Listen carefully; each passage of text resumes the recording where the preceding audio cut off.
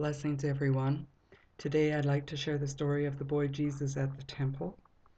It can be found in Luke chapter 2, verses 41 to 52, and I will be sharing from the New Revised Standard Version of the Holy Bible. The story tells that every year Joseph and Mary make a pilgrimage to Jerusalem for the festival of Passover.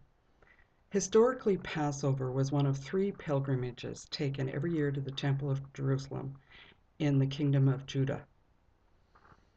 Passover is the celebration of the delivery of Jews by God from slavery in ancient Egypt and the establishment of a nation under the leadership of Moses.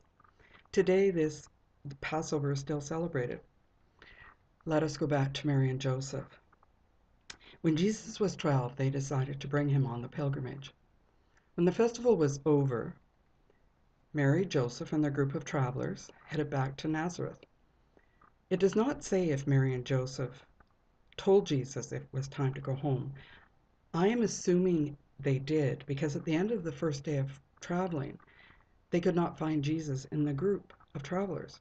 So they did as any concerned parent does initially. They went from friend to friend, family member to family member, asking if anyone had seen Jesus. No one had. Immediately, they headed back to Jerusalem. Can you imagine what that day's walk back to Jerusalem was like for them? Checking in the ditch, staring out across the fields to see if they could see any sign of him, and they saw nothing. They arrived back in Jerusalem and searched for Jesus for the next 3 days. Their son has now been gone for 5 days. Can you imagine the terror they must be feeling?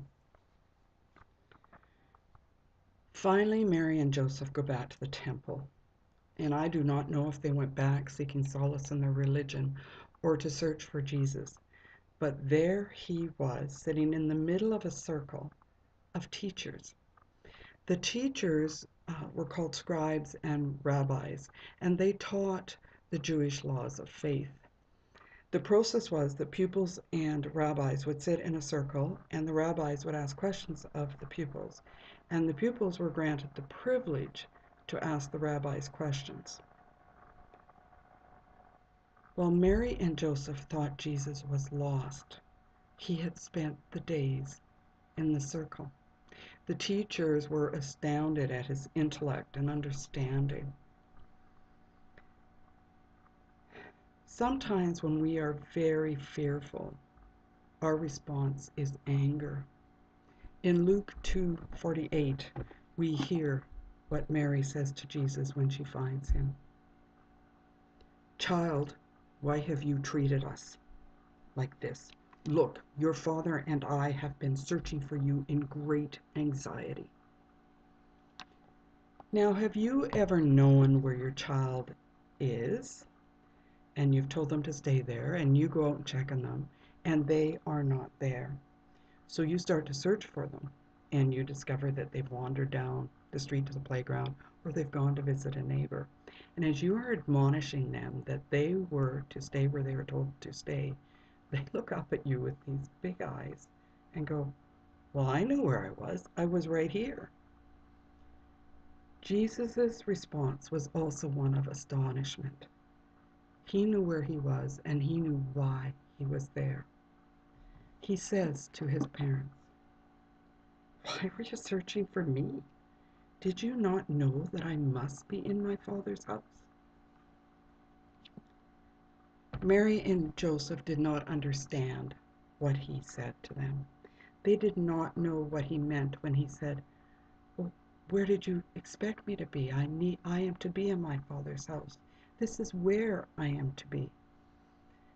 Jesus had become aware of his Christ consciousness, and the opportunity to sit and talk with people that taught the laws and were seeking to understand was an opportunity he would not get in Nazareth. Jesus understood that Mary and Joseph did not understand why he had not gone home with them. Jesus understood their fear and terror that they had experienced while he was gone. So Jesus rose, left the circle, and went home with them to Nazareth. He fulfilled the role of a good and obedient son. During this time, he grew in faith, wisdom, and his oneness with Christ. And so it is.